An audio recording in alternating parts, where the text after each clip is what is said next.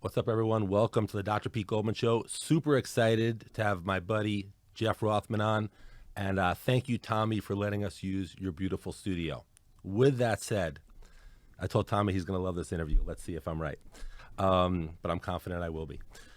So, Jeff, I want to ask you a lot of questions about the world, history, politics, et cetera, but just as a foundation, before we get into some of those subjects, I know you have a lot of interest in different theories of the nature of reality. So if we could put the first tab up, there's a guy, Bernardo Kastrup, if I'm pronouncing it right. That's right. And I know you're, I don't know if the word is fan, but you're familiar with his work, and I don't want to say have been influenced by it, but you've developed some of your own ideas based on it. So tell us a little bit about him, what he says, how you look at it, just to set the stage on reality, and then we'll go into some of the details. Well, I'll tell you, I actually, you're right. I am a fan. And I already believed a lot of what he's saying before he said it. And that's the great thing. When you find an expert on a subject that confirms what your intuition tells you, that's very powerful. And so Kastrup is basically saying that our current scientific community, while not wrong in their facts, acts like a religion. And they look at all this stuff like this is the ultimate reality, and anything mystical and anything religious or spiritual is fantasy. And he basically upends that argument, not with spiritualism, but with science and logic. And what are some of the conclusions or contentions he has about how science does that, or what has he concluded? So his first contention is that the idea that physical things are the basis of reality, which is what our current popular scientific materialism, the basis of our scientific community, believes, is unsubstantiated. That if you look at quantum physics, and a lot of people throw out quantum physics just to say, oh, quantum physics. No, he says if you look at quantum physics, and he's a PhD in computer science and a PhD in philosophy. He has debates with quantum physicists all the time. It's not just a random spiritualist saying this. If you look at quantum physics, when you get down to the smallest particles, they're not even particles. They only exist if you're viewing them.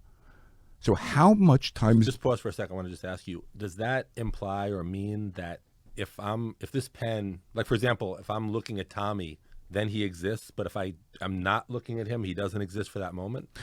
It actually does imply that. It actually does. Tommy, did you feel like you went in and out of existence when I...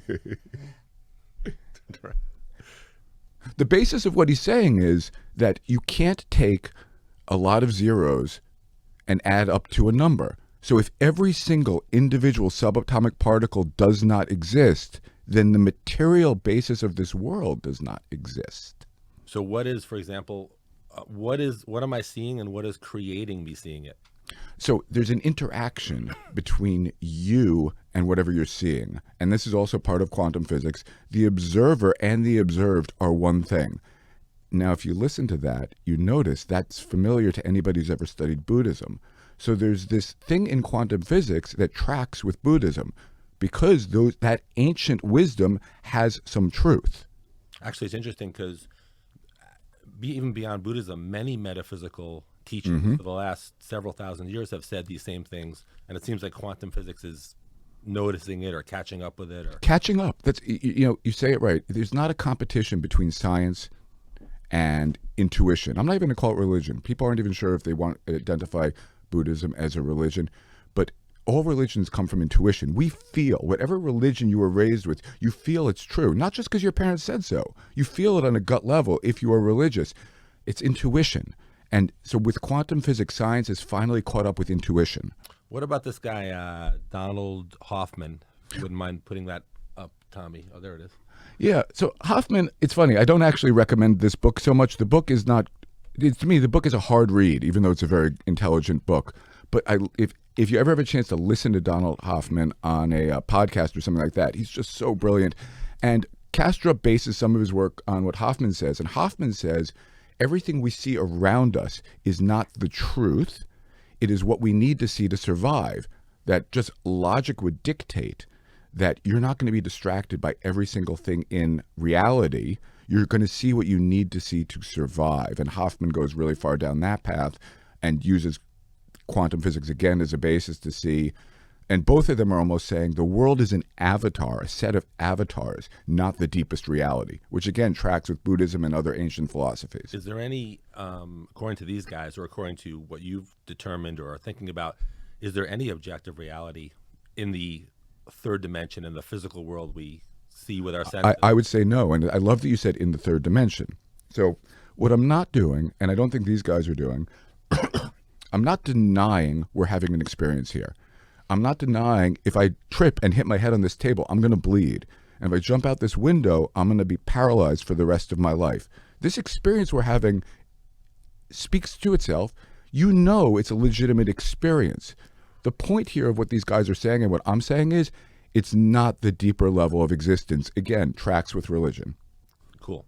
Okay, let's take a look at the third one, if that's okay, Tommy. The Robert Lanza. What's going on with this guy? So I just enjoy this guy so much. He is a medical doctor, and he wrote this book with, so it's the meaning he has the least credibility of the three, and he wrote this book, Biocentrism, and he wrote three different, 1, 2, and 3. They have different names, but the same point, with a physicist. His work, to me, is the most colorful and creative explanation for what the other two are saying. So if somebody's just interested in what I'm saying, I would just pick up the book Biocentrism or Beyond Biocentrism or the third Biocentrism book. They're all just wonderful, beautiful books. And they're I think they're a little less heady. They're a little more down to our level. I read this first and loved it. Okay. So that was some pretty heavy stuff as a foundation, but it's good. It's good to have heavy stuff because we're going to talk about a lot of interesting things, and it's nice to have a foundation of that. So, on that note, what was going on in the late 40s in India? Why is it significant, and why did you want to chat about it today? So to me, it's an interesting point because this is an example of a catastrophe that happened on global proportions that has had some resolution. So in the end of the 40s, the end of World War II, Britain loses their empire, and India has a civil war, and part of India becomes what we call India today, and part of it becomes Pakistan. I'm simplifying. There's more to it than that, but largely that. There was a war, and there was an exchange of, I think, 20 million refugees back and forth. Fighting over Kashmir? No, Kashmir is the remaining part that they're still unsettled with. Got it. So India was filled with Muslims. They still are, but they were filled with more Muslims. And Pakistan, which was part of India, had many Hindus. And what happened was it got divided into two countries during a war. They didn't agree. They didn't like each other. 20 million people lost their land, their homes, their assets. And what happened in the end of that was each side settled its own ethnic community and went on with their lives. And people, I'm sure, are still sad they don't have their home back in Pakistan that are Hindu, and are still sad that they can't see their Hindu neighbor back in India if they're in Pakistan. But the conflict's over because both sides decided to take care of their own people, and they're not nursing their grievances about that. Is this a well-documented 100% event in history that people there know, historians all over the world know, Europe, U.S.? It's not. I've never heard anybody debate the subject. Good. I just wanted to. Yeah. So how can we segue from that, or go from that into some of the bigger points we want to talk about?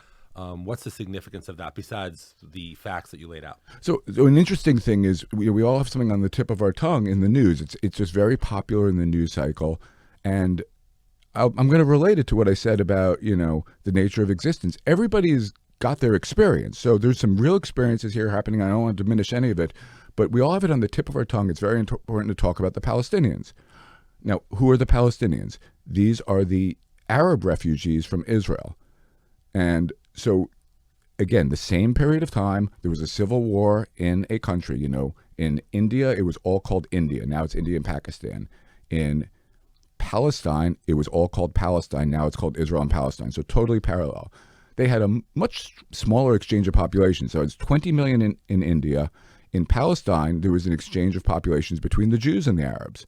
And it was about, I think, 800,000 each in each direction, losing their property, losing their home, not being able to go back. So just pausing there for a sec, just to bring everyone up to speed. The Palestinians who lost their property and lost their home, how did that all go down? Was we talking 1948? 1948, there was a war, a civil war in Palestine. And, people like to say, oh, there was a Palestine back then. There sure was. There was a territorial place called Palestine. There weren't, the only Palestinians actually were the Jews. The Jews said, we are Palestinians, and the Arabs said no. So in 1946, if a Jewish person was living in that part of the world, they'd call themselves a Palestinian. They were a Palestinian Jew. There was no term such as Israeli. The Arabs said, I'm not a Palestinian Arab. On a map, a 1946 map, did it say Israel? A 46 map said Palestine. Palestine. And the Jews identified as Palestinians, and the Arabs identified as Arabs or as Syrians. Many of them identified with their own village, their own area. Very few of them identified as Palestinians. How are the current or the descendants of the current Palestinians getting along with the descendants of the current Jews in that area back then, 1946? I'm not sure I understand the question. In other words, like, for example, if there's someone who's now a Palestinian and there's someone who's now a Jew in the Middle East, they both had like descendants who were living together in an area called Palestine. Right. Were they having a contentious relationship? The relationship has largely been contentious. I think to me the interesting point, that's largely contentious as communities. Individuals, some of them have wonderful relationships. I lived in that part of the world, and I had some wonderful relationships across all ethnic boundaries. To some degree, it was easier to have relationships with the people who self-identified as Palestinian, just because I didn't speak the language, and I was in a society. I mean, I did, but I didn't speak the Hebrew language well, and so I was in a society where I was not inside the primary culture, and the Arabs were not. So I related to them a little better, probably, than I did to the Jews. Let me ask you this: so, considering the history going back to India and Pakistan, considering the history you started to bring up in Israel, what are some things you think about that, or the way the world views it, or what are your thoughts on that? Well, so we're obsessed with Palestine and the Palestinians, and it's not wrong to feel bad for people who lost their homes. But again, it was 800,000 people exchanged refugees on both sides.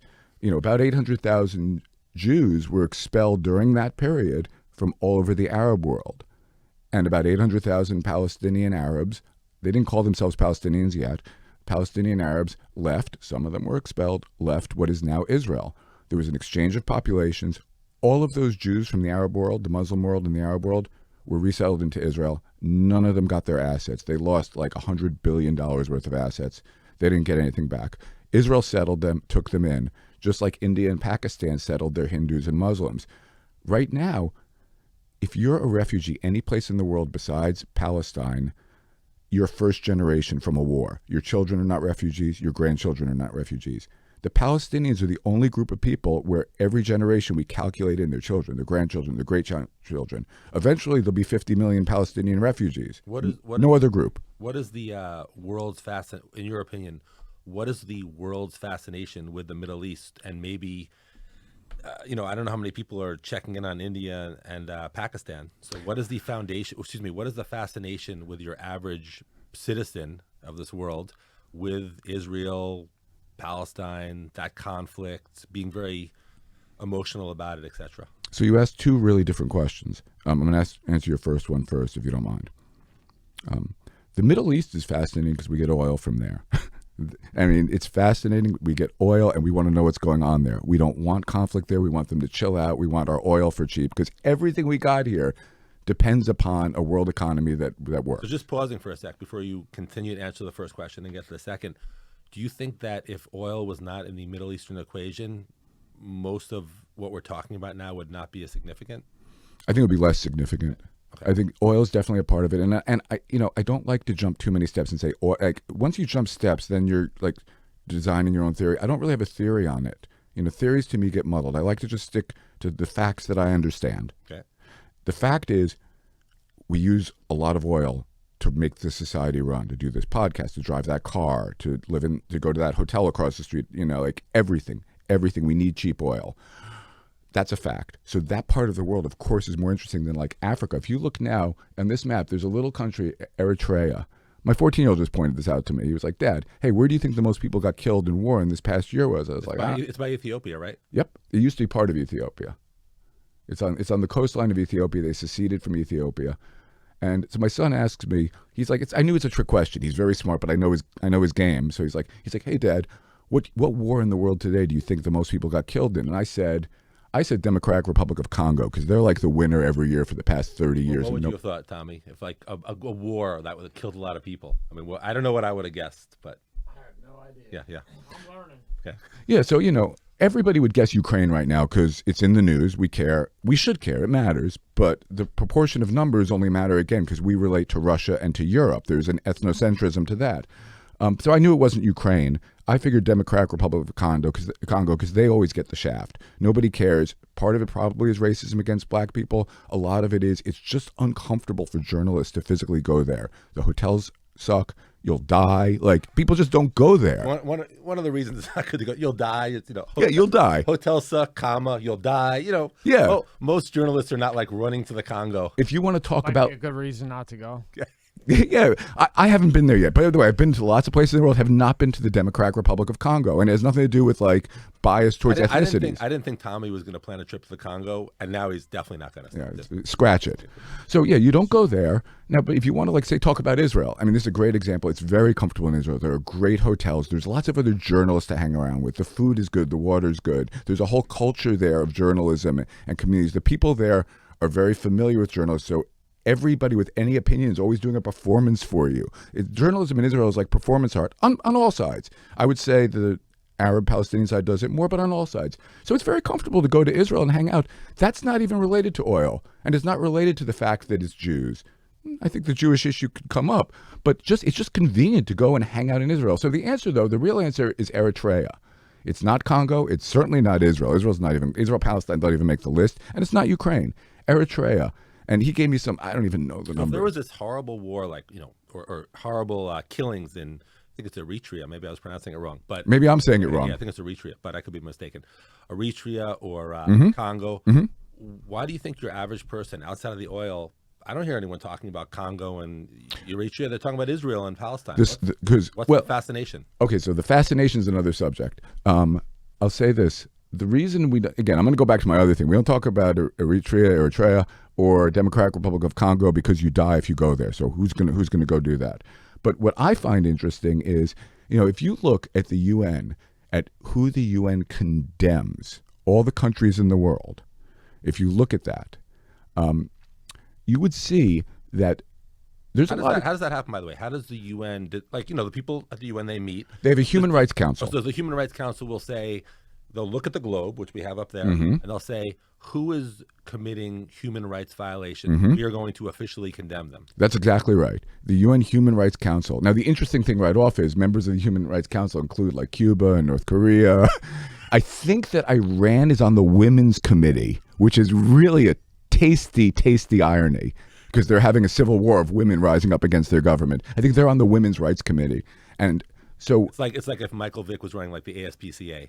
It's exactly like that. No, more like PETA. But anyway, what's happening is they get together and they're supposed to condemn countries. So if you if you take the condemnations of North Korea, I mean, it's kind of a gulag state. Like, it's kind of like a country run by a cult. And then you take Russia and they're in this nasty kind of genocidal war against Ukraine. And then you've got Congo and you've got Cuba. And you got a lot of bad countries. People on the left will tell you, the U.S. has a huge military footprint all over the world. You could probably condemn the U.S. a bit too, even though I wouldn't. There's a lot of people that would. And, there's Germany's a huge just pause country. there for a sec. That's a good point. So when you mentioned some people, some on the mm-hmm. call, some people on the left would throw the U.S. on that list. You said you could see their point, but you wouldn't. Would your average person on the right do that or no?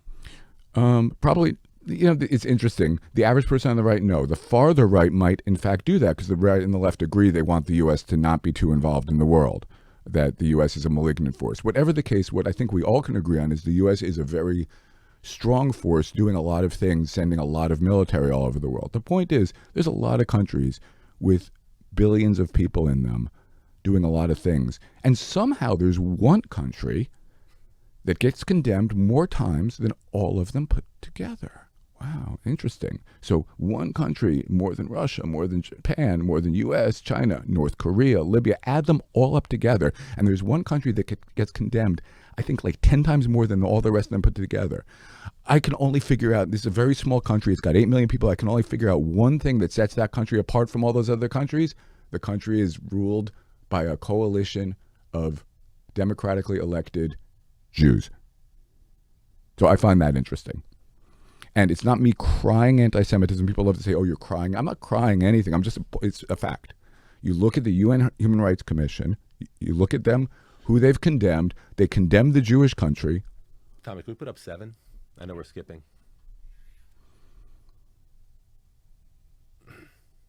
So it's just an interesting point to me. It's an interesting point. I'm not crying about it.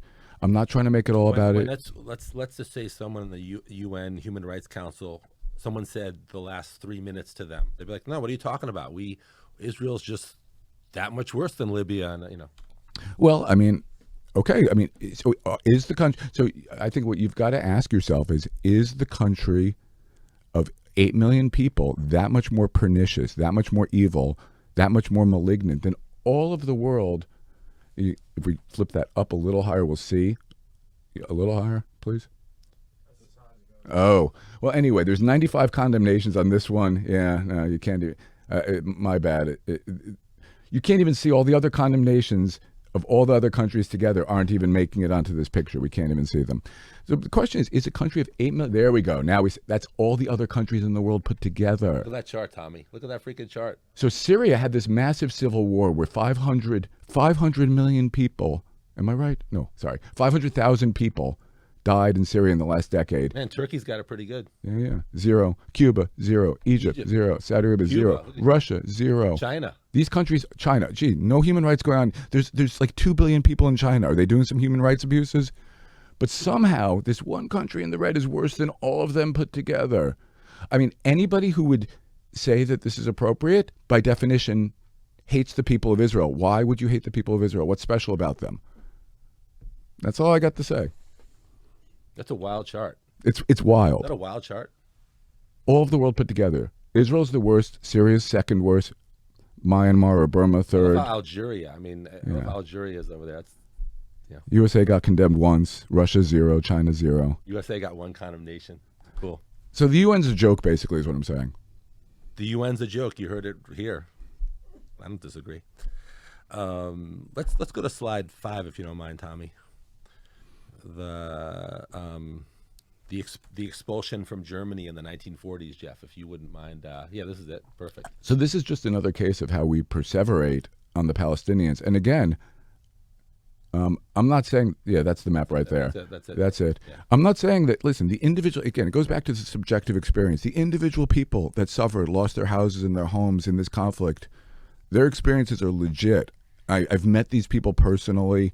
I know I know individuals who've been in that circumstances. I've been to the camps that people have lived at. I've been to people's private homes. Did you explain this? What's going on here? So anyway, so this is just an example of a different war. And again, this is the end of World War II. So we're talking, this is 1945. Yeah. Okay. So Germany loses a war that they started. And then 3 million people, Germans. Another great quote. Germany loses a war that they started. Yeah. It happens sometimes. Countries lose wars they start, and citizens of that country get the shaft. 3 million Germans from that little pink purple area get expelled back to Germany, to the ethnic space where the people speak German, from what was then Czechoslovakia, the Czech Republic. There's no Sudeten German refugees. There's no grandchildren, great-grandchildren. There's no media outcry about when free Sudetenland. Where's the free Sudetenland? Like, everybody loves to say free Palestine, which means destroy Israel. How about free Sudetenland? Oh, no. We're not going to free Sudetenland because they lost the war. Those 3 million people, so 3 times, 4 times, 3.5 times the number of Palestinian Arabs that left and got pushed out, they're going. They're gone. They're not going back. They're not getting any compensation. My point is, like, you could just relate that back to Pakistan and whatever. That era had a lot of bad outcomes for people. And there's one conflict somehow we're still nursing. There are people on both sides, by the way, who don't want to nurse this conflict anymore either. I don't want to make this like there's good guys and bad guys. Let me ask you this. When it comes to various countries in the Middle East, Saudi Arabia, Egypt, I'm not going to say Qatar. What are they called? Qatar? Qatar, yeah. Because I think they always stand where they stand. They never change, or maybe they'll change one day. Over the years, from 1948 till today, there have been times, correct me if I'm wrong, that like Saudi Arabia and Egypt were like, virulently anti-Israel. But then they became friendly, and then there's a rhythm. There's a rhythm in Arab countries around the Middle East. There's a rhythm in how they relate to Israel. Now, they might have their own reasons. tell me about some of the countries that stick out in your mind who, 1 minute want to kill them, next minute are trying to be friends with them, and what's motivating this. So actually, do you mind if I take a couple of steps backward? Sure, I want to give a basis to your it's a great question. I want to give it its due. It's the law of unintended consequences. And so I would say Mark that down, law of unintended consequences. That's another good quote. I'd say George Bush initiated this with his failed war in Iraq. So he had some ideas. I don't believe that it was a conspiracy just for the oil. I believe he thought it would be a good idea to bring democracy to Iraq. It didn't work out very well. We all know that. I don't need to rehash that here.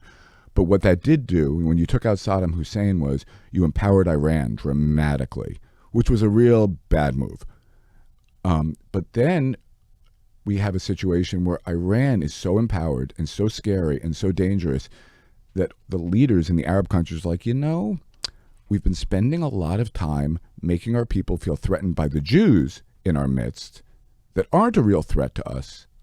Israel's never invading and taking over Saudi Arabia or Iraq or Syria or Egypt. That's just not going to happen. There's just not enough Jews to do it, even if they really wanted to. You think a country like Iran has a warped enough ideology to think like, no, they might take us over, or they know it's not? Well, Iran, here's the thing. Forget Iran for a second.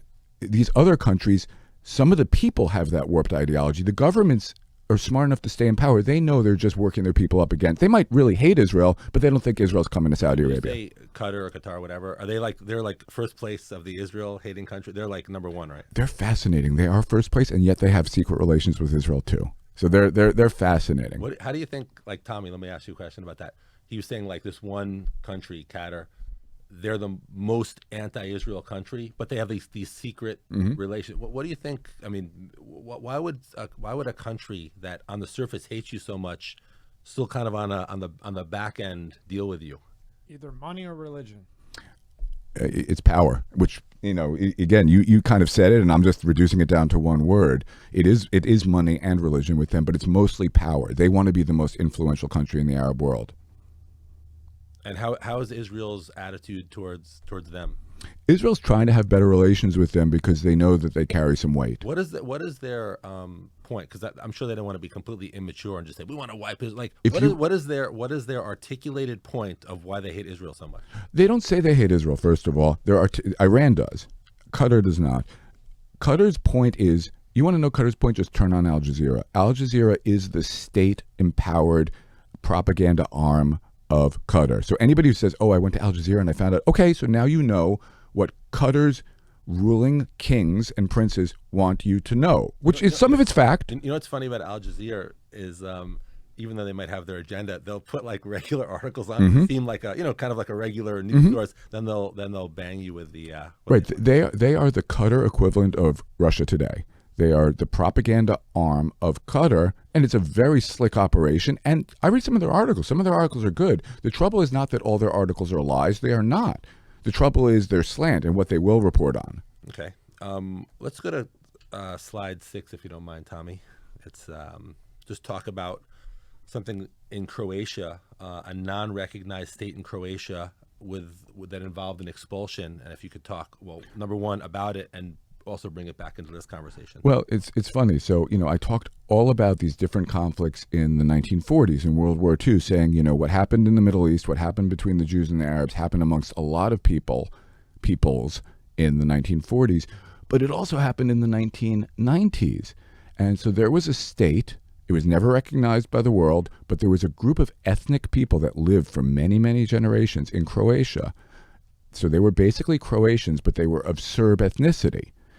And during the war in Yugoslavia, they tried to form their own state, and Serbia was the aggressor in that war, and they basically took a part of Croatia and called it Krajina, and it was a Serbian-dominated state.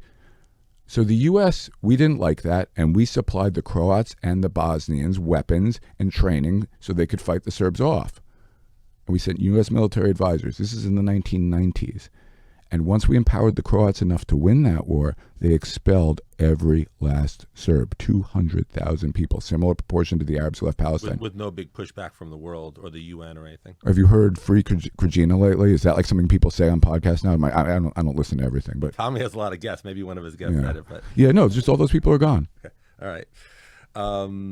What about I want to stay on these topics, but I just want to go a little off topic for the moment, kind of a current event, which is obviously Russia and Ukraine. We don't have any slide for it, but not that we need one because everyone's kind of up on it. What are some of the misconceptions that your average U.S. citizen has about the Russian army? Well, that's a great one. One that we think they've got a competent army. Put that in the quote book. That we think the Russians have a competent army. It's really fast, and this has come out. It comes out every generation. I read a book. Actually, you led me to this book. You told me that the most interesting thing you ever read in history was learning about World War I. And in the past couple of years, I read a book on World War I, and it's the same as now. Russia is huge. They've got huge landmass. They've got lots of people. They're educated people, and they've got a huge army, and their army sucks. That was the truth in World War I. It was the truth in the Cold War when we were afraid of them. What is the problem with the Russian army? Why can't they get themselves together? And B, what is the media and others, what is their motive in implying that it's a very scary army? Okay, so question one, why does it suck? I will quote what U.S. military officials who know this stuff have said, is that they don't have a proper non-commissioned officer corps. And that's the primary reason. There's also tremendous corruption. That's huge also.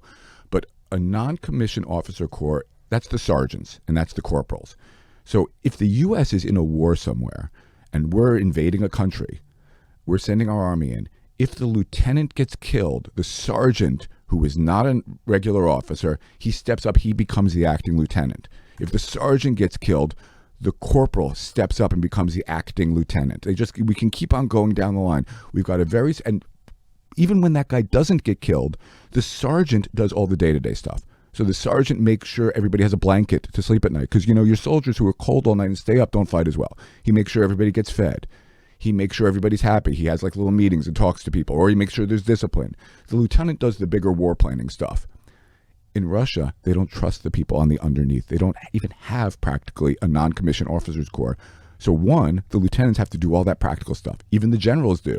All these generals went into Ukraine and got killed because they can't trust the people under them.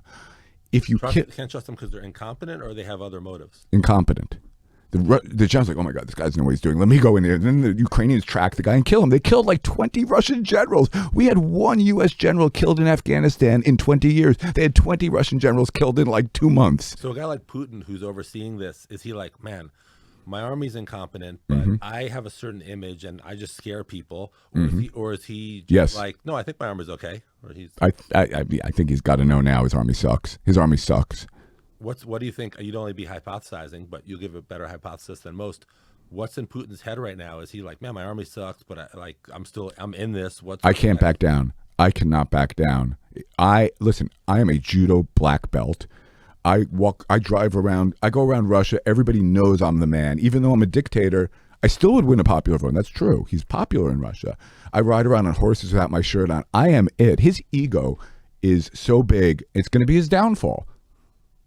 Yeah, he can't let that go. No, he can't. He can't. It's too far, and he's been there 20 years. That's right. Like That's right. 20 years. Right. 20 years. And then he took like 2 years off, and somebody filled in for him. Mendeleev.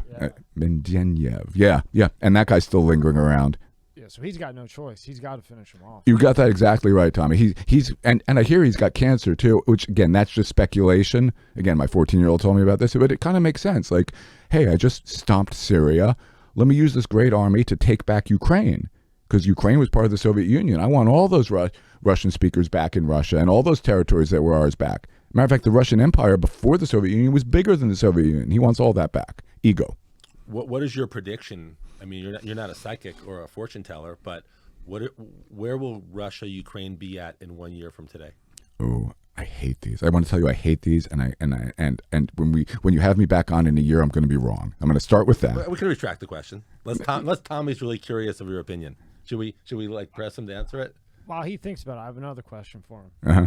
Okay, so I personally think Putin, I think he owns 51% of Bitcoin. And the reason why I think that is because I think those oligarchs would have whacked him in 2 seconds if he didn't have the money to repay him, or so on and so forth. And all these sanctions that they're putting on and whatever they're doing, I don't think he cares at all I think he's got the 51% of the Bitcoin, and I think that's why he's still walking around. Because otherwise, why wouldn't those oligarchs go handle him? I mean, I know he's super protective. I understand. No, listen, I don't know the details, but you're onto something. When you talk about how he's controlling money and controlling people through money, for sure there's something deeper going on. Your theory is as good as anyone. I don't understand how he's been able to lock down such a deep level of power in that society. But there's definitely something going on. And there are also these theories, but I think they're substantiated, that he's the richest man in the world, but none of it's in his name. It's all in those oligarchs' names. But I think that the way, and it might very well include Bitcoin as well, but it includes a lot of assets that they stole from the Russian people and that they've manipulated in a very criminal way all over the world. But it might just be he has all these people holding whatever money, certainly including crypto, 100% including crypto, but that these people all know if they cross him, they die. What about Ukraine? Like, obviously, a lot of people in the U.S. feel bad for Ukrainians, which obviously, if there's innocent people being killed, they should feel bad for them or feel sympathy for them or whatever they want to feel. But there seems to be a lot of misconceptions about Ukraine on multiple levels. Your average U.S. citizen. Can you talk a little bit about Ukraine on some misconceptions that you could possibly set straight? I'll start with my own misconception, because when the whole Russian military buildup started, I thought I'll tell you. This is how I get things wrong, and I get some things really right, and sometimes I know. You ask me a question next year, I'll tell you what it's going to be, and it might not be next year, but I'll tell you something that's coming. This is a case where I love what I got wrong. It was interesting. I underestimated them like everybody did. Really fascinating, because they just didn't want the war. Russia already occupied some Ukrainian territory. They know Russia's a big, it's like they're like a mad bull, you know what I mean, or a deranged bear, maybe the more apropos metaphor. But they don't want. Of course, the Ukrainians don't want that, no matter how good their army is. So the Ukrainians, they weren't even mobilizing their army when Russia was building up forces, and people kind of knew Russia was going to invade. I thought my prediction then, in February would have been Russia's going to invade. They're going to in short order, take over all of Ukraine. And then there's going to be an uprising, and they're just going to bleed Russia terribly. And so I was completely wrong. They decided to stand up and fight one-on-one, and they're beating them. So that shocked me. And I think that, again, that goes back to your original question. We have these beliefs about the Russian army. They suck. And Ukraine is a much smaller Western-backed army using American and Western weapons and tactics, also using Russian weapons even against them. They're using old Soviet weapons. They're capturing current Russian weapons. We've taught them how to fight, and guess what? They're fighting their home territory. If a news reporter on CNN, or I'm just saying CNN, it could be any of those, came on and was talking about the Russian army, are they understanding anything you're saying? Or they're like, man, the Russian army is scary and they're doing it? No, I think people are seeing it. I think you can't not see it today. You can't not see it today. It's just a point that can't be overemphasized. Like, the Russian army's terrible. Listen, there are guys out there that weigh 350 pounds that really don't know how to fight. If they're deranged, they scare the hell out of me. You know what I mean? So it's not the Russian army's not scary. It's just not competent. Another good quote. I have one quick question before you guys go off this. Why don't they ever talk about how many times Ukraine violated when they went to check them for nuclear weapons? They were the dirtiest country there was. 8 times NATO went there. That's why they're not in NATO. Yeah, there's innocent people there, but Ukraine is a dirty country. So I don't know about nuclear weapons, but I do know that there's a lot of corruption in Ukraine. And listen, I don't doubt it. I don't doubt it.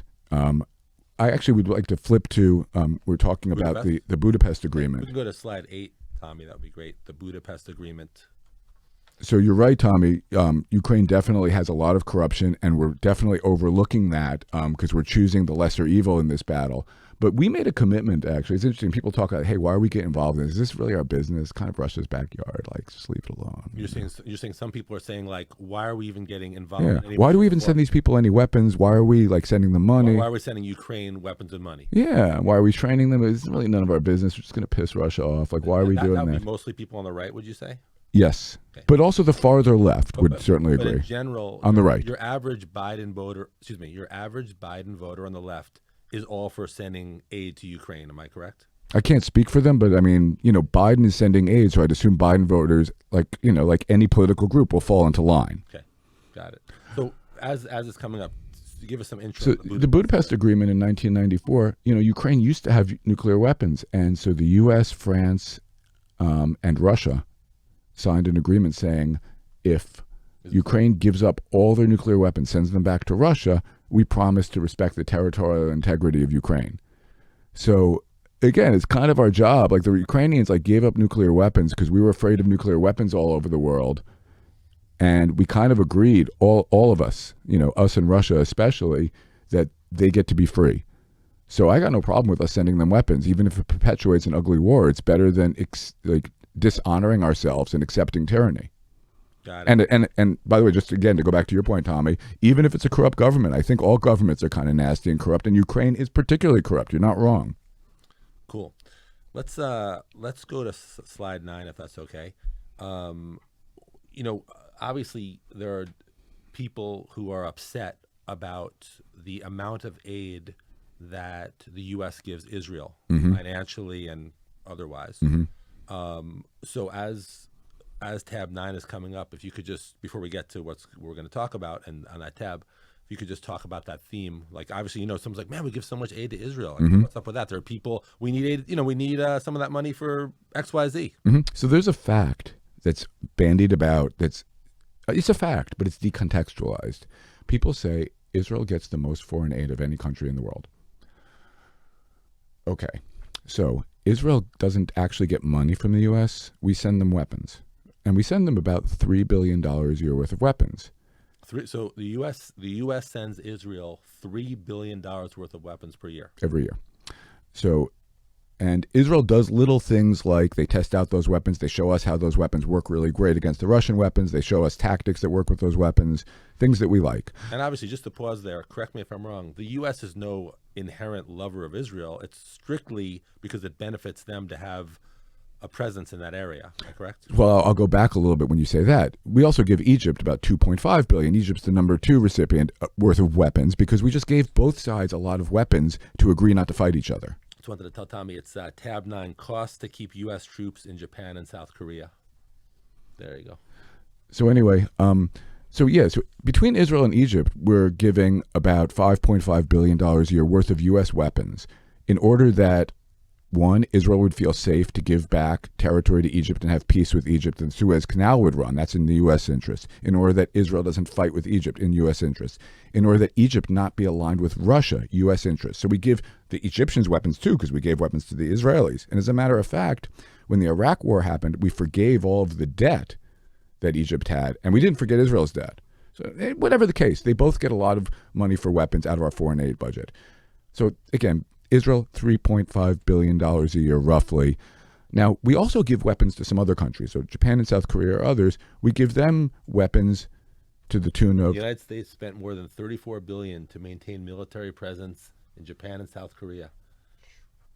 Oops. Yeah. So we send a lot of weapons there, but it's not under the foreign aid budget. So people say Israel gets more. That's under the military budget.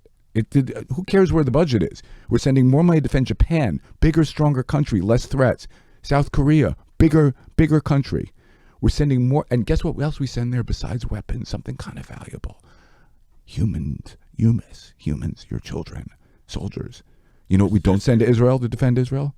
Soldiers, humans. They just use the weapons. And by the way, Israel blew up a nuclear power plant in Iraq right before, a decade before, we went to war with Iraq. Isn't it nice that when we went to war with Iraq, they didn't have nuclear weapons? That was nice. Thank you, Israel. In 2009, they blew up a nuclear power plant in Syria. Oh, yeah, Syria had one of the most massive, ugly civil wars in the world where they used all the chemical weapons they could. Aren't we glad they didn't have nuclear weapons? Yes, thank you, Israel. I think we got our money's worth. And by the way, Germany, we send weapons and humans to Germany to the tune of tens of billions of dollars a year to defend them from Russia. Like, can the Germans step up and do it for themselves? I think Trump actually pointed. He wasn't wrong about that. I don't like everything he says. He wasn't wrong to bring up that subject. What you just laid down for the last 5 minutes or so, your average. There we go. Tommy found a link there. Yeah, your average journalist or your average politician or congressperson who's saying whatever they're saying, are they unfamiliar with this stuff? It sounds like they are. I think that people are unfamiliar with the context. I think the average person is really unfamiliar with the context because everybody looks at the foreign aid budget and says Israel's way at the top, and they don't think of the historic context that it was because of a peace treaty with Egypt, and that Egypt gets a similar amount of money, and that we keep them both in our pocket to the best of our abilities, and that there's this whole military budget, which is still U.S. taxpayers' money, that dwarfs that. So they are not the number one recipient, and they're getting zero actual dollars. They're getting weapons that they're trying out, and they're showing us how those weapons. Do you know that the most successful U.S. fighter jet, the most successful fighter jet in the world, period, is the F-15. It's got something like 100 or 200 kills and no losses in air combat. The first country that used it in air combat and started shooting down Russian jets was Israel. They showed us how our thing works. They were basically the test bed. They were the beta test for the U.S. weapon systems. The way the human mind works, if your average U.S. citizen who is very upset about the aid to Israel, whatever, just watch this. They watch this show we're doing, and they just heard the facts. They could look them up. They could confirm it anyway. Do you think the human mind is such that they're just like, I'm not, or like, man, I'll wake up a little bit? Or do you think most people who believe the opposite are like, I still believe it. I don't care who this guy, Yeah, so this brings us back to the nature of reality thing. That's what I was thinking. Yeah, I feel that. I heard this great quote. There's this podcast I listened to that actually turned me on to Kastrup. Hoffman I already knew. It's called Theories of Everything with Kurt Jaimungal. He's wonderful. And partly to answer your questions, I want to recommend that podcast because it has all of these people with this really serious science pedigree, famous people with accolades who are saying the same stuff about the process of mind that I'm saying. And they say it on such a higher level than I can even understand because I'm not a scientist. But it just shows me that I'm not just talking out of my intuition. There's people that back this up with hard science. Anyway, I heard a quote on that show. I don't remember whom it's from, but it was so beautiful. It was saying, if you look at a human being, every one of us is like an elephant with a rider. And the elephant is your genetics, your upbringing, your intuitions, your gut feelings, your fears, your hatred, your anger, your subconscious. The elephant is everything underneath. And on top, the rider is the thinking mind. And we as a society think of the person on top as driving the elephant. But the truth is, the guy on top is public relations for the elephant. The elephant's going to do what the elephant's going to do. And then the guy on top, you, the concept of you, and this is why the Buddhists say there is no you. The concept of you is speaking and justifying what the elephant did. So if you already believe something, logic will not necessarily change it. Excellent answer, and I like that you brought that in. Could we do the 10th tab, please? It's a tab about Jewish refugees from Arab countries who all ended up in Israel. And as that's coming up, Jeff, could you start talking about that? So this is actually goes back to the first point I made. It's just like the India-Pakistan thing. The war actually wasn't limited to Palestine. There was a war in the entirety of the Middle East between the Jews and the Arabs, except that we lost as Jews everywhere except for Palestine. That's it. You look at all that. All of these people, like, you look over, Iran had 150,000 Jews. Now there's, no, that's not right. There can't be 10 Jews left in Iran. That's wrong. Whatever the case. You never know. Iraq had 100,000 Jews. This is these numbers.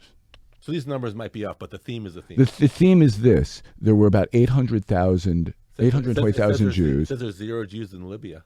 Yeah, that's probably right. Yeah, there's 0 in Libya, there's 0 in Saudi Arabia, but all of these countries had thriving ancient communities of Jews that were expelled at the same time that the Arabs were either pushed out or voluntarily left Israel. Some of them were legitimately pushed out. There was legitimate violence in both directions. So all of these people are now just called Israelis. They're not called Jewish refugees from the Arab world. And their great children and their great grandchildren, they're all just Jews and Israelis. I want to throw one more thing in here because you're bringing me back to the subject of Israel. You didn't ask this question, but everything you're saying just kind of begs this question. There's a very popular thing that people talk about. They say that Israel, on the far left, so it's not respected, but I want to address it anyway. They say Israel's a white supremacist state. I've heard that. I mean, I've heard people say that. Yeah. So if you go back, we don't have to physically go back to the map. If you go back to looking at that the map, same conversation about how it's an apartheid state too. Definitely, but let's go to the even more pernicious, the more hateful. You can address both. I can, any way you want. Yeah. So going back to the original thing, so a white supremacist state. Yet, 53% of the population of Israel are Jews from Arab countries. So they're ethnic Middle Easterners, and they're considered, I guess, by popular culture, brown people, not white people. So that's 53%. And then we've got about 20% of Israel, voting population in Israel, are Arabs, most of them Muslim. So now we're up to 53, 63, 73% of Israel. About 5% of Israel are neither. They're just Christians or not religious. Some of them are Buddhist from Vietnam because they took in a few Vietnamese refugees in 79. So you've got a country that's like 80-something% not of European origin. And I'll throw this out too. I don't really think that European Jews are white. Well, we're going to get to that. I was going to ask you about that. I wrote that down. Before we get to that, what about the contention that Israel's an apartheid state? So Israel itself, by definition, is not, because the 20% population of Israel that's Muslim all votes. And as a matter of fact, it's really interesting, something fascinating. That's interesting. You actually just nullified that by definition. You didn't even give your opinion yet. Like I said, I don't think my opinions matter as much as the facts that I understand. So like, I feel very passionately about a lot of things, but my passion doesn't make it true. Got it. Okay. You were going to continue about the apartheid state, or you said everything? I was going to go a little further. It's a fascinating thing. This is a detail. The outgoing Israeli government, people are kind of upset that Netanyahu's back. I don't like him much either. He's done some good things, but he's kind of a shady character in my opinion. But the outgoing government, they included a Islamist party. It's the first time a ruling coalition in Israel ever had a Muslim party in it, because it's a parliamentary system. Just because Muslims vote doesn't mean you need to let them into the ruling party. So the reason they were able to kick Netanyahu out was because a bunch of people on the right and the left and the most Muslim party in the country got together and made a government. So again, is Israel completely fair to all the Muslims? Do Muslims get the same privileges in society that Jews get? All societies tend to favor their primary ethnic group, and I'm sorry to say no, they don't. But they had a ruling party, including Islamicists in their ruling party. That's just not apartheid. That's ridiculous. Is Israel a little unfair to Muslims, or maybe more than a little? Yeah, sure. U.S. is a little unfair to black people sometimes, and other groups, And as a matter of fact, all these preaching European countries, all their Muslims are in ghettos right now in Paris, and they have uprisings in Paris. So Israel, imperfect society, they had a Muslim party in their government. Excellent.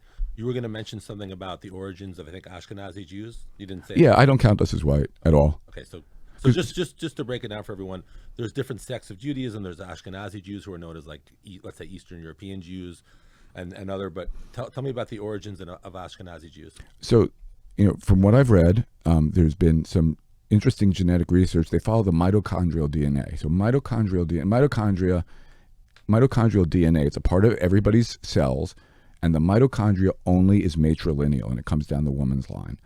And so they've found that Jews from all over the world share similar genes with each other and share similar genes with other people from the Middle East. Sephardic also? Mm-hmm. Okay.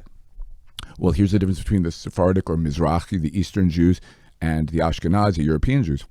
You say Eastern, you mean the Middle Eastern? Middle Eastern, yeah. They say Mizrahi more than Sephardic. Sephardic means Spanish, and a lot of them went to Turkey. So we in the U.S. often call them Sephardic. In Israel, they call them Mizrahi, meaning Eastern, the ones from all of those Arabic-speaking countries. But the one thing that makes us Ashkenazi Jews unique from the other Jews around the world is our mitochondrial DNA. Matrilineally, we don't have the same background as the other Jews. Matrilineally, we're not Middle Eastern. So the interpretation I read of that evidence, which makes sense, is that when Israel was destroyed 2,000 years ago, families didn't go to Europe. Single men went to Europe, converted women, and so all of us are by definition, and we stayed in the ghettos. So we didn't marry. It's not like over the years we became more and more European. We were initially 50% European, 50% Middle Eastern, right off the top. It's why we look the way we do. And everybody says it's anti-Semitic to say somebody looks Jewish. Guess what? people know I'm Jewish. I walk around, they look at me, they know I'm Jewish. Maybe they can I could be mistaken from somebody from another Mediterranean country, but nobody's mistaking me for a Swede, Nobody. It's not anti-Semitic, it's fact.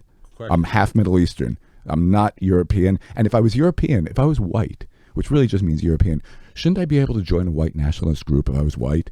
I don't think they want me. Something tells me they don't want me. They don't want me, do they, Tommy? No. They don't let Tommy in either. It's okay. Yeah. Next. The one big thing I wanted to ask, I know with the Jewish community, when COVID hit really bad, the Jewish community were the first ones to really come out and bring light and saying, hey, look, you are messing up our women's, getting their period, because, the real, I don't want to say cult, but the real Jewish, people together, they live and correct me if I'm wrong, they live and die by that menstrual cycle. And when COVID hit with the vax, it started messing up their menstrual cycles. So I don't know specifically about the menstrual cycle, but I'm going to parse down your question too. You're talking about the very religious Jewish community and the fact that there was some real bias, from my understanding. I wasn't up in New York City, but I followed this in the news. There was some bias against them where they were not allowed to congregate the way they wanted to choose because there was too many people together, and they followed their laws, the laws that I've inherited that I don't follow as loosely. They follow those laws much more strictly. So they wanted to follow the words of their leadership, and they weren't allowed to. While other groups, like if people wanted to have protests after the murder of George Floyd, they could gather in large groups, but you couldn't have a large Hasidic Jewish wedding. So there was a lack of equity there. And I'm not even going to make judgment on what the religious Jewish community does, and I'm not making judgment on whether you should let people together to protest a murder and racism. I'm just saying that my understanding was there was a real disconnect there, and they were very upset about that. That's not my Jewish community in the sense that I'm related to them, but I don't practice the way they do, so it's hard for me to really tell you what they were thinking, but I can tell you there was a bias against them, is what I understand. I think it had to do with the mikvahs, too, going to the mikvahs. They couldn't do anything. Nobody could do anything, but somehow people could protest for racial equity, but nobody could do anything else. That was the exception. I think people were offended by that. I live down here, not in New York City, so I wasn't part of that. Yeah, we had a really, really nice guy, and he really broke it down. And those who followed it very, strictly, they weren't having it because, like you said, you could go out and protest, but they weren't allowed to just go meet together. And then on top of that, the menstrual cycle was off, and then that's when it came out in the news, and they were the first ones to say, hey, there's something wrong here. I just wanted to switch gears and let Jeff wanted to comment on that. I did, actually. Tommy, you're bringing up something that's important, and it's bigger even than the part. You're like just inching into an area that's extraordinarily important. Yeah. What's happened is there's a lot of wonderful ideas on the left. I consider myself in the center, so I can see the beautiful ideas on the left and the right, and I can see the toxic stuff on the left and the right because I'm sitting in the center. It doesn't make me right. It just makes me able to see both sides. I'm 100% with you. Yeah. So here's the thing. I'm all for many progressive values, but the trouble is when that becomes a religion. So when you can say our group gets special rights, and we can talk about these progressive issues, which I happen to, by the way, think are important, but you can't practice your Hasidic Jewish religion.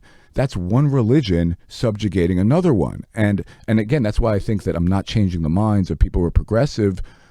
And again, progressive with a capital P, people who are just blindly part of the faith, the religion of progressivism. I can't change their minds because it's religion first, then you justify later. Excellent. I want to get back to Netanyahu. We mentioned him a little bit. Talk a little bit about, just educate everyone on a little bit of his history. I think his brother was a famous. Was he in the raid on Entebbe? His brother, or he was? His brother was. His brother led the raid on Entebbe. His brother led the raid on Entebbe.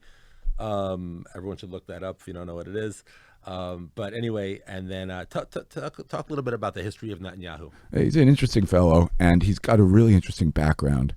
His father, who just died at 102, was a historian and wrote a really definitive history of Israel and the Jews. And he really shaped his family ideologically, which is interesting because Netanyahu doesn't really have a lot of ideology. I think he's kind of a narcissist, which doesn't mean I hate all his policies. It means I think he's about him. But his brother, Yonatan, was the older brother, was considered the more strong. He was the Netanyahu who was going to be prime minister. And Benjamin got famous being the UN spokesman to the Israel spokesman to the UN in the 1970s. Beautifully articulate. He's super intelligent. But there's certain things you can't take away from a person. So Benjamin Netanyahu is super intelligent and super articulate in English. He went to MIT. And it's interesting. I'll get back to the raid on Entebbe in a second. We'll talk about his brother. But the pertinent one that I think you're asking is the current one. Fascinating thing. Like, I remember when he wouldn't do what the Obama administration wanted him to do, whether it was good or bad or indifferent is not the point. One of Obama's guys called him a chicken shit. It really fascinating. That's the wrong guy. I mean, it's an inaccurate comment. It's not just inaccurate. It's the opposite of the truth. Now, I don't really particularly like Netanyahu. I really don't respect him. I don't think he's got a belief system. I think he's kind of like just a narcissist and will do what he needs to do. He's kind of like, he's got some fascist tendencies. He's not a fascist because he's in a Democrat. He got out of the office, but whatever. Calling him a chicken shit is such a joke. So who's the person that we have jokes about how tough they are? There's one person in the world we joke about how tough he's tougher than like the moon or whatever. Chuck Norris. Right. So that primarily comes from a movie, a particular movie, by the way. He does all the karate stuff, but there's a movie where Chuck Norris goes into rescuing people in an airport in Beirut, and he goes in with his team and walks down the aisle and starts shooting guys in the head that were going to kill the hostages, right? So yeah, Netanyahu actually did the real event. It was in Israel. I don't know if you can Google that, Tommy. The raid on Entebbe. How do you spell Entebbe? No, that's not Entebbe. This is Sabina. The Sabina. Okay. The Sabina raid raid. On Entebbe is good to put up, right? Yeah, but we're going to get to that next. But the Sabina airline hijacking was that's right. The Sabina airline hijacking in Israel. Netanyahu physically was walking down the aisle of an airplane and he's shooting terrorists in the head. Chuck Norris's reputation is based on Netanyahu's real life. So he's a jerk, but he's not chicken shit. Excellent. And then you want to, I think Tommy's going to put up one of those. Oh, here we go. Yeah, that's the Sabina one. Yeah. You see those people standing? Netanyahu and his crowd, Ehud Barak, who was a previous prime minister of Israel, led the team. They told these people, the first thing they did was they snuck and they drained all the fuel out of the plane. The terrorists like, whoa, the plane's broken. You got to fix the plane. Like, okay, we're going to send some guys to help you. They'll be right there. You'll love these guys. You'll love these guys. They'll be right over. These are our best mechanics. They're going to shoot you in the head, but you know. Yeah. They came over in white suits like mechanics, and then they smashed their way into the airplane. They killed them all, and I think all the hostages survived. 1972. Yeah. Okay. Netanyahu was there. He did it. So he's not chicken shit. He's a jerk, but he's not chicken shit. How about raid on Entebbe? Can we put that up? So that was a bigger thing. How do you spell Entebbe? Entebbe. Yeah. Raid on Entebbe. It'll come up. Yeah, so that was his brother, Yonatan. That was like one of the classic examples of how the Palestinian issue got into the public forefront was through terrorism. And again, that doesn't mean that the people don't have rights. It doesn't mean I'm against the Palestinians. But part of how they got famous was terrorism. So they hijacked an airline that was, I think it was an Air France jet filled with Jews on its way to Tel Aviv. And they landed it in Entebbe. Idi Amin was on that. Idi Amin welcomed them to Uganda. Right. Because Idi Amin decided he was going to be a big man and help the Palestinians against the bad Israelis. Did the UN ever condemn him? He did a lot of crazy stuff. They probably condemned him a couple of times. I don't know. Yeah. On the list. Anyway, so the first thing they did, and this is why, like I say, this terrorism and this hatred is anti-Semitic in nature. The first thing they did was they released everybody from the jet that wasn't a Jew or an Israeli. They kept all the Israelis and all the Jews they kept. Not just the Israelis, all the Jews too, everybody. They kept them all. And they brought them out, they took them off the airplane, they put them into the airport, and they kept them hostages with guns. Palestinian and I think German terrorists too, just to throw in. You get some left-wing Germans. Not just the right-wing Germans, the left-wing Germans don't like us either. Cover everybody. Yeah. And so in Israel, they were like really concerned, and they were saying, you need to release all of Palestinian prisoners, which themselves were people who did things like this. I mean, the terrorists were demanding, we're going to kill all these hostages. That's right. Unless you release the Palestinians that you're holding. That's right. Which happened to people who did other airplane hijackings before that, things like that. Like they weren't arrested for having bad manners.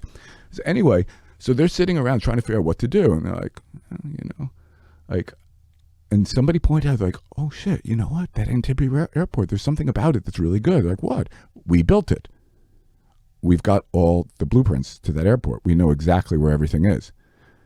And so they put together a team, and they flew they were talking actually about landing in Kenya, because Kenya was a friendly country, and having commandos swim through Lake Victoria and rescuing them there, because then you can sneak up from the lake. And then somebody said, whoa, dude, Lake Victoria is filled with Nile crocodiles. All the commandos will get eaten. They're like, okay, we're not doing that one. So instead, they flew a transport plane straight into Entebbe Airport. They had a limousine that looked just like Idi Amin's, because Idi Amin used to keep coming by there. And the limousine drives up, looks just like his Mercedes. The guys get out of the limousine, they shoot the guards at the door, and then all the rest of the guys come out. They killed all the terrorists. I think one guy was just too excited that he was being saved, and he stood up, he got shot. They saved all the rest of the hostages, and they flew them back. One Israeli got killed. It was Yonatan Netanyahu, who was the commander of the mission. And so that was like considered a great success for Israel, and yet a terrible tragedy. There he is on the left, Yoni Netanyahu. He was considered the more capable of the Netanyahu brothers. Excellent. This has been pretty awesome, huh? Very educational. Before we wrap up, I just want to totally switch gears to a subject that you don't know much about, I don't know much about, but it's an entertaining, interesting subject, and you've been told about it, so I know through your lens. There are those, and it may be true, I'm not going to say it's not true. There are those who think the earth is flat. I'm not saying it's flat. I have no idea if it's what shape it is, but you have been, I don't know. My next door neighbor is an expert on the subject. Okay, so tell us about, what do the flat earthers contend? We have this nice So apparently this, if you look at this map, the only problem with this map is it should be circular, not spherical, not a ball, but circular. And basically, there is a wall on the side of it. This is according to the flat earthers.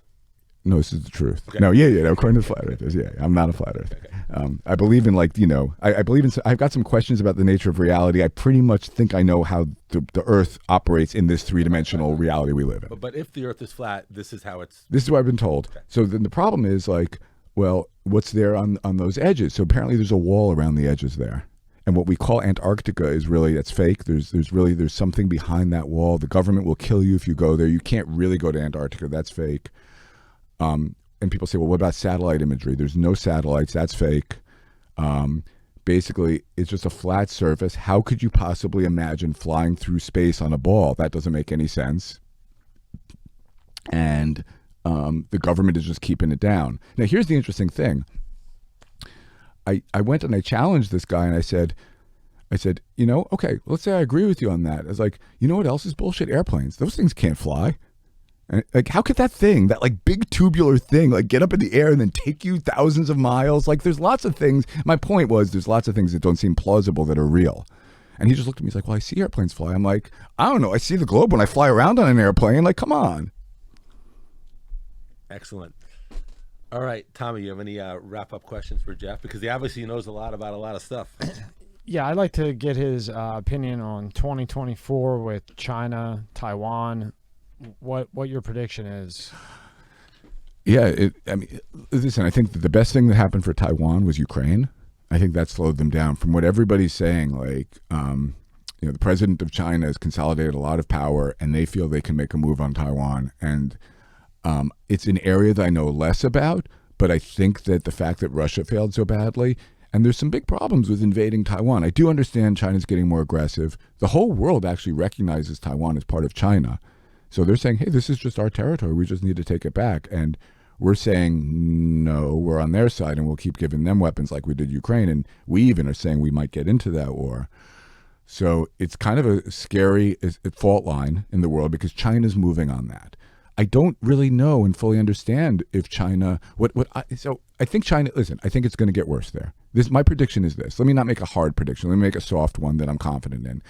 The issue's not going away, and China's going to keep on pushing on them and nibbling on them. Whether there's an actual full-out naval invasion, I don't know if that's by 2024, but a lot of experts are saying yes, soon, maybe within 5 years, maybe not 2. But it'd be interesting to see. I don't find people dying interesting, but just like the political element of it, interesting to see, like, can they pull off this massive, massive naval invasion of people defending their own home territory? China's got a big, strong army. It's a big test for China because they never gave up that Taiwan is part of China and they will rule Taiwan again one day. That's in the ideology all the way down. So they're pushing. It's very much like the Russian-Ukrainian ideology, except Russia actually agreed to give up Ukraine. China never agreed to give up Taiwan. So I'd say it's heavy on their agenda. You're going to hear more and more about that. That's my hard prediction. My concern is that. So I think China's. I think China's going to make their move because they now they have a weak president. Let's just be honest. This is probably the golden ticket for them to make a move right now. So he makes a move. Boom. Biden has all the pressure from the citizens to sanction China. Boom, boom. Now China's already ready for this. They don't care. They're patient. They're not like us. We sanction them. Boom. They cut everything off that's coming to us because they don't care. Their economy is already in trenches, and all they want to be is the superpower of the world. If he sanctions them, let's just say they do make their move right before the election. Biden's got all the pressure on him. He sanctions them. Don't you think they'll cut us off in a heartbeat, being that they're pretty much aligning with Russia as we speak, Serbia, the whole way down the line? You're making a really fantastic point, actually. I agree with you 100% on this, and it's even more. I'm going to explain to you why you're right. Russia's economy is like the size of like a minor U.S. state. We might not be crushing Putin and the oligarchs, but we are crushing that country's economy. And I got to tell you, it affects their ability to wage war. It's not just that their army's incompetent. They're incompetent. They can't even resupply now because they don't have any money. I mean, us doing economic sanctions on Russia is like us doing economic sanctions on Portugal. I'm not kidding. It's like the same size. Like we can really crush them. We own the world economy, or at least we're part owners to the world economy now with China and Germany, Japan, maybe a bit too. Russia is a peewee. We can crush them economically, and we are really hurting them. China's a full player with us in this game. We can't crush them. It's not so much that China will sanction us back and cut us off. It's that we can't cut them off. We need them. We need that. You like your iPhone, and everything else. We are like, it's like we're like Siamese twins with China. We can't cut them off. They're too strong. But I think this guy's too naive. I think he's so naive that he doesn't understand that if he does sanction them, they will cut us off. And I don't think he realizes that he can't do that. I think you're more right than you know. I think he won't be able to, he'll say lots of sanctions. He won't be able to institute them because he'll say, oh, let's cut them totally off. Let's say that's what he says. And the practical level, when they go to cutting it off, it's like, no, I don't want to cut my own hand off. That's bad. Like, I want to still keep getting these iPhones from China, and I want to still keep having international trade. I don't want, if the U.S. economy goes into full depression mode, I'll get put out of office. The advisors will say, you will definitely get put out of office if we go into an international world depression. And that's what will happen if China and the U.S. cut each other off. We can't cut each other off. He can't do it. No president can cut China off. No, I don't think he will. I think he'll just put a sanction on China. And then that one sanction, China cuts us off. But that would be them making the same mistake. I don't think they'll do that. I think they'll hurt us. We'll hurt them. We'll poke each other back and forth, and we'll stay tied together. No, they'll poke us hard. They'll figure out where we're soft. We'll look to where it hurts them and not us, and we'll succeed. Oh, you mean while we're worried about green and on our phones, they're just getting stronger and smarter and everything else while we're worried about things that don't matter. And we're bankrolling their success right now because it makes our lives more comfortable. We're not doing it because we love them. We're doing it because there's cheap labor there and there's an efficient, advanced country there that can do stuff that we want. And they're saying, wow, you guys are sending us lots of money. Let's take that and build our country. So there's a bilateral relationship there that both of us are building off of, partially out of greed, but partially out of just pragmatism. It's just smart to do. And why do you think, why not make our own oil? Why actually pay Russia, pay our enemies? We are actually. So that's an interesting thing. Right now, we've gone, it's a fascinating subject. I mean, we're wrapping up, and now this could be a whole multiple-hour subject. That's when you come on Tommy's show. Absolutely. It's a whole, well, but this, there's other people to bring along on this subject that understand this better. I was just actually talking to somebody whose brother was quoted in the Washington Post on this subject of natural gas. But the U.S. turned from a energy from severely energy dependent to being a world energy supplier. We actually sell more energy products than we take in. We are concerned about the Arab oil and about energy related to China and gas because of politics now and because of how it affects our prices of our own oil that we produce here. We don't really largely import very much. We export more than we import now. We've changed in the past 10 years. We flipped. We're a net energy exporter now. But then why is gas so high right now? Because it's a free market. So the people that own the businesses in the U.S. can also sell in the global market. So if they can sell for higher on the global market, they'll sell to you for higher. We're not. If we were a socialist economy, we could just say, hey, you know what, gas, $1 a gallon, that's what we want, or $20 a barrel of oil. But we're a capitalist society. So if they can sell their U.S. oil to the Europeans for $100 a barrel, they don't have to sell to us for anything cheaper than that. That's the way capitalism works. Wow, that's huge. So what you're saying is that we are making our own Yep. oil, we're making our Yep. own energy, but we're selling it to other countries because we're getting more money for it from other countries. Meanwhile, the citizen is paying more at the gas pump because we're selling our own gas to our own oil energy to other countries. Absolutely. And Wow. whatever's going on in the rest of the world affects every country. It's a global market. Now, why would they do that? I guess over money, just That's just that is by definition how international capitalism with low tariffs works. The way you could address this, and we've been moving against this for many decades, the way this could be addressed, and I'm not advocating for it, I'm just calling it out like this is the way it is. You can raise tariffs. So you can say, I'm going to tax any oil that goes out so it's cheaper for you to sell here in the U.S. I can do that, but then other countries can do that to us, and then we get their stuff for more money. So we can make it more expensive for other countries to get from us and keep it cheaper here, but they will all retaliate upon us. And the idea of the global economic system was that we reduce those trade barriers. The principle was that. Wow, talk about capitalism. And you never hear that. You'll never hear that on any news station they're all in cahoots anyway, but you'll never hear that. I mean, that's a fact. Wow. And that's not a secret. It's not a conspiracy. It's just something that's not talked about. Ever by anybody. No, and that's like, again, it's not my opinion. I'm not even, listen, Peter has a degree in economics. I don't.